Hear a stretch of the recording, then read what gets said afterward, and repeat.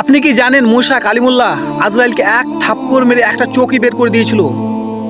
তখন আজরাইল এক দৌড়ে আল্লাহর আরশে চলে যায় এবং আল্লাহকে বলে, আল্লাহ তোমার মূসা কালিমুল্লাহ আমার এক থাপ্পড় মেরে একটা চোখ বের করে দিয়েছে। তখন আল্লাহ জিজ্ঞাসা করে, কেন তোমাকে মেরেছে? তখন আজরাইল বলে, আমি সালামের উত্তর দিইনি এবং আমি মানুষের ভেষ পড়ে গিয়েছিলাম, সেই জন্য আমাকে মেরেছে।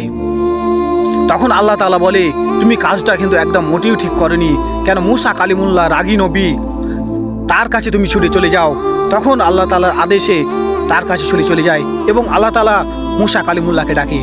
তখন জিজ্ঞাসা করে, কেন তুমি তাকে মেরেছো? তখন মূসা কালিমুল্লাহ বলে কি, আমি মানুষের ভেষ পড়ে এসেছিল এবং সালামের উত্তর দেয়নি, সেই জন্য আমি তাকে মেরেছি।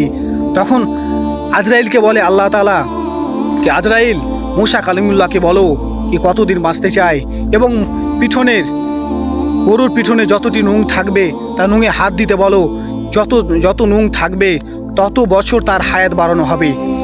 মূসা কালিমুল্লাহ বলে আজরাইলকে, আমাদের শেষ নবী হযরত মুহাম্মদ সাল্লাল্লাহু আলাইহি সাল্লাম এর সামনে তুমি যদি সালাম নাও দাও তাহলে তোমার কি অবস্থা হবে তুমি জানো?